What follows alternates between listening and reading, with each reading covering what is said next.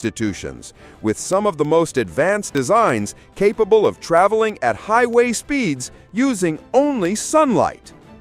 Teams will face grueling conditions, including scorching daytime heat, unpredictable winds, and long stretches of barren desert road.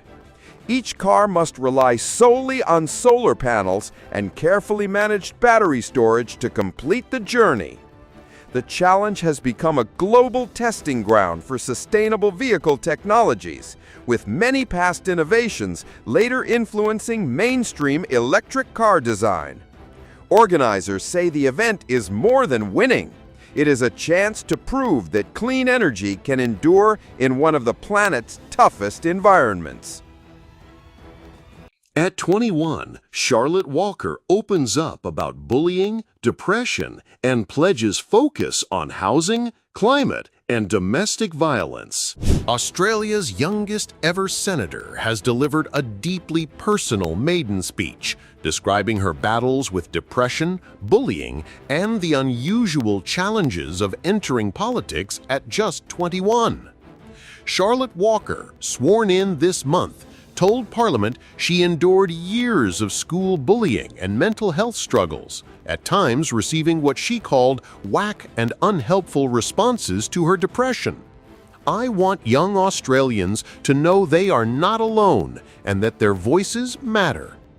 Walker admitted she once lied about owning a pet just to fit in, a story she used to illustrate the pressure young people often feel to belong. In setting out her priorities, the senator pledged to fight for affordable housing, stronger actions on domestic violence, and ambitious policies to tackle the climate crisis.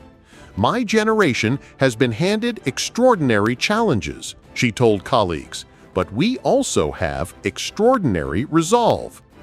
Her speech drew warm applause across party lines, with colleagues praising her honesty and willingness to share experiences often left unspoken in political life. Observers say Walker's focus on youth mental health and social justice could reshape parliamentary debates as she begins her career on the national stage. New nano diamond-based test promises quicker, accurate iron deficiency diagnosis, offering hope to misdiagnosed women across Australia. A pioneering diagnostic test using nanodiamonds could transform how doctors detect iron deficiency, potentially sparing thousands of Australians from years of unnecessary illness. Iron deficiency is one of the most common nutritional disorders, particularly affecting women. Yet symptoms such as fatigue, dizziness, and brain fog are often misattributed to depression, anxiety, or other chronic conditions. Studies suggest that as many as 1 in 5 Australian women may have been misdiagnosed. Researchers have developed a test that uses nanodiamonds, microscopic carbon structures, to rapidly and precisely identify iron deficiency in patients. Unlike current methods, which can be slow and prone to error, the new approach offers highly sensitive results in minutes, reducing the risk of mistreatment. Lead scientists say the breakthrough could enable earlier intervention with iron supplements or dietary changes, helping patients avoid years of debilitating symptoms and incorrect prescriptions for antidepressants.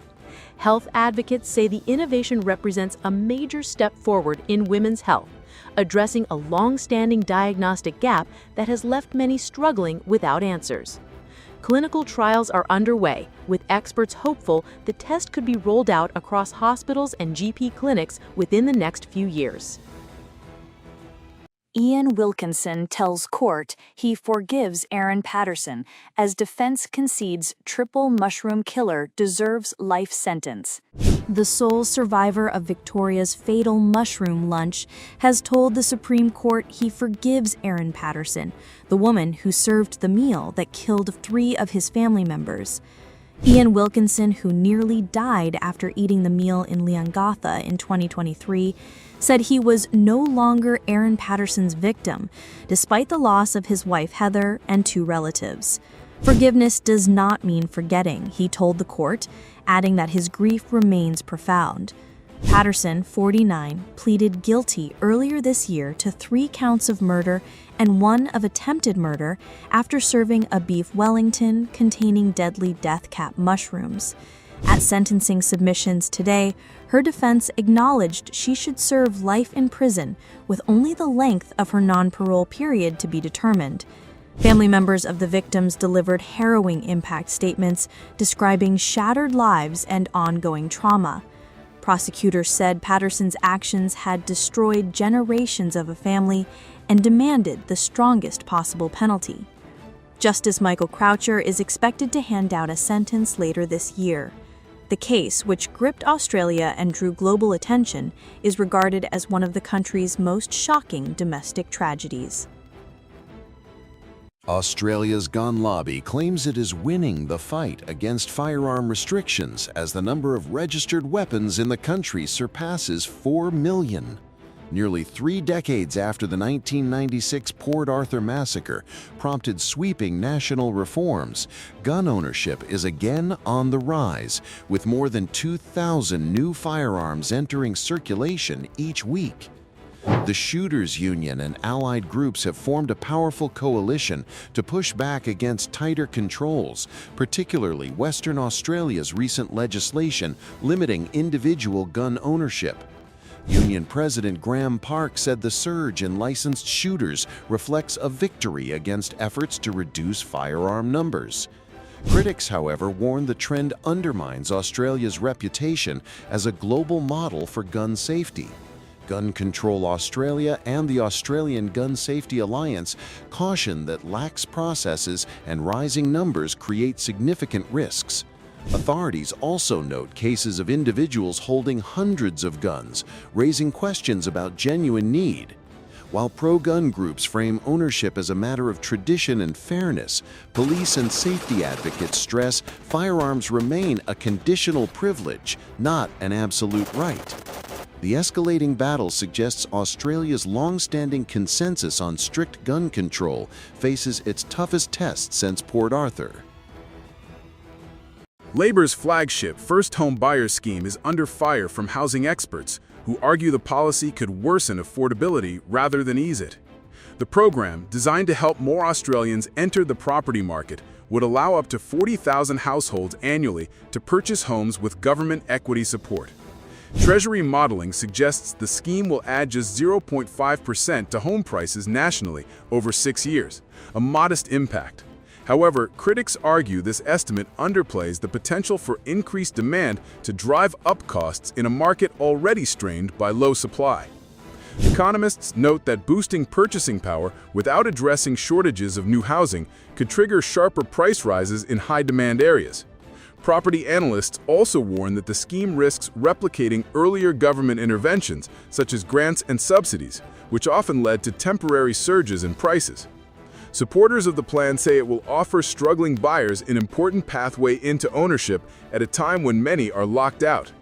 But with affordability already at historic lows, the debate highlights the political and economic risks of tackling housing policy through demand-side incentives alone. The former chief executive of the Wiggles, Luke O'Neill, has launched legal action against the Children's Entertainment Group, claiming he was denied performance bonuses and subjected to workplace breaches. O'Neill, who resigned in March 2024 after less than 2 years in the role, alleges that Blue Wiggle Anthony Field undermined his leadership and was responsible for unnecessary costs and budget overruns during his tenure. Court filings suggest O'Neill will argue the group failed to meet its obligations under Fair Work laws and that he was unfairly treated despite delivering strong commercial results. The case, lodged in the federal court, highlights internal tensions within one of Australia's most iconic cultural exports. The Wiggles, founded in 1991, have grown into a global brand with multi-million-dollar revenues spanning touring shows, streaming platforms, and merchandising. In response, the Wiggles Group has not commented publicly on the proceedings, but is expected to contest the claims. Industry observers say the dispute could tarnish the group's carefully cultivated family-friendly image and test its governance structure. The matter is scheduled for a directions hearing later this year, with potential financial and reputational stakes high for both sides.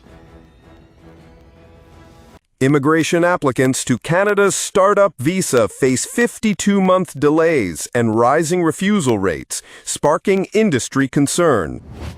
Entrepreneurs hoping to secure Canadian residency through the Startup Visa program now face an average wait of 52 months for a decision, new figures reveal. The program, designed to attract international innovators backed by Canadian investors, has been plagued by mounting delays and a surge in refusals. Immigration lawyers say applicants are increasingly left in limbo, unable to plan businesses or personal lives while their cases stall. The ballooning backlog coincides with a sharp increase in rejection rates. Critics argue that Ottawa is undermining its own ambitions to make Canada a global hub for innovation, while leaving startups and investors frustrated. Some applicants report waiting more than 4 years despite securing commitments from recognized venture funds or angel groups. Others say refusals often cite vague or inconsistent criteria, fueling accusations of unpredictability. Industry groups are calling on the federal government to urgently expand processing capacity and clarify approval standards. Without reform, they warn Canada risks losing talented entrepreneurs to rival programs in the US,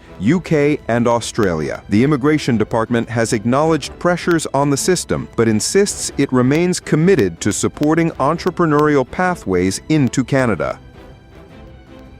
Only 2 Canadian women currently deployed on UN missions, despite Ottawa's 2017 pledge to boost participation.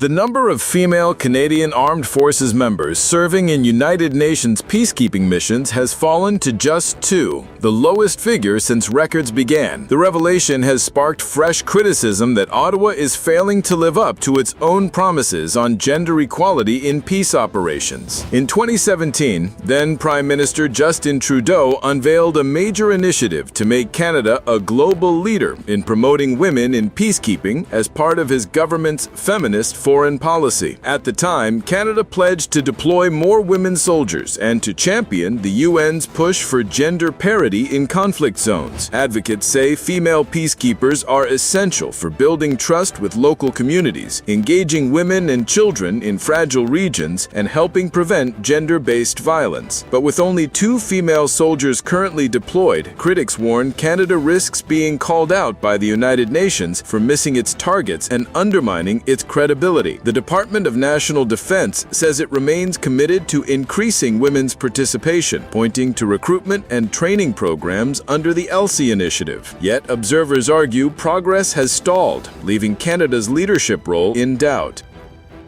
UK single-use plastic bag sales climb for first time in 10 years, with online shopping blamed for surge. Plastic bag use in England has increased for the first time in nearly a decade, sparking concern among environmental groups. New figures from the Department for Environment, Food and Rural Affairs, DEFRA, show 437 million plastic bags were sold in 2023-24, up 7% from the previous year's 407 million. The rise breaks a steady downward trend since the government introduced the 5p levy in 2015, later raised to 10p. Waste charity WRAP said online shopping was the main driver, as many retailers still rely on single-use bags for home deliveries. Ocado alone accounted for 221 million sales, 51% of the national total. The retailer said its growth in customers explained the increase, but stressed its closed-loop system, where 89% of used bags are returned and recycled. Supermarkets including the Co-op, Morrisons, and Sainsbury's also reported higher sales. Morrisons is shifting to bagless deliveries, while Sainsbury's has begun using paper bags and crate-based drop-offs in several areas. Environmental campaigners warn that unless retailers accelerate bag-free systems, England risks reversing years of progress in reducing plastic waste. Helicopter crashes in Isle of Wight Field. Emergency services rush to scene. One patient flown to major trauma center. Emergency services are responding after a helicopter crashed in a field near Ventnor on the Isle of Wight this morning. Hampshire and Isle of Wight Constabulary confirmed they were called at 9:24 a.m. to reports of an aircraft down near the A3020 Shanklin Road. The road has been closed due to a large emergency response. Within 4 minutes, the Hampshire and Isle of Wight Air Ambulance was dispatched, deploying a critical care team of a doctor and specialist paramedic. One patient has been treated and flown to University Hospital Southampton's major trauma center. Firefighters from Newport, Ventnor, and Shanklin also attended the scene shortly before 9:30 a.m. A witness, Lee Goldsmith, told the Isle of Wight County Press she saw the helicopter spiraling before it came down in a hedge. She reported there were 4 people on board and that airbags had been activated. Police have urged the public to avoid the area while emergency services continue their work. The cause of the crash has not yet been confirmed and investigations are underway. Exiled Ukrainians in Britain doubt White House summit progress, fearing a frozen conflict and renewed Russian aggression in future. Ukrainians living in Britain say they fear Vladimir Putin's war will never end, despite this week's White House summit between Donald Trump and Volodymyr Zelensky. Monika Popaduc, 28, who fled Kyiv in 2022 under the Homes for Ukraine scheme, said she worries about losing everything a second time if a fragile peace deal fails. Quote, "The peace people talk about feels like just a pause," she told The Independent. "If Ukraine concedes territory, it will only embolden Russia." End quote. For some, the war has already defined a generation. Liza Perabinits, 34, left Donbass after Crimea's annexation in 2014 and now lives in Germany. Her son, born in 2022, has never seen Ukraine. Quote, "This conflict didn't begin in 2014 or 2022. It's centuries old," she said. "Giving up Len now means the war restarts in 3 or 5 years." End quote. Others, like London-based entrepreneur Tetiana Sherban, still travel to Kyiv despite the danger. Quote, "I just need to feel that Ukrainian energy." End quote. But she doubts recent talks signal real change. End quote. "It may be the end of a chapter, not the end of Russia's plans." End quote. For displaced Ukrainians, the hope of returning home feels distant, even as world leaders promise progress. Conservatives propose banning loud music on buses, extending existing train bylaws amid growing calls to curb antisocial behavior. Bus passengers in Britain could soon be banned from playing loud music under new conservative proposals aimed at curbing antisocial behavior on public transport. The move would extend protections already in place on trains, where railway bylaws prohibit music played to the annoyance of any person. While fines of up to £1,000 exist, enforcement has often been patchy. The Tories say future legislation will ensure strict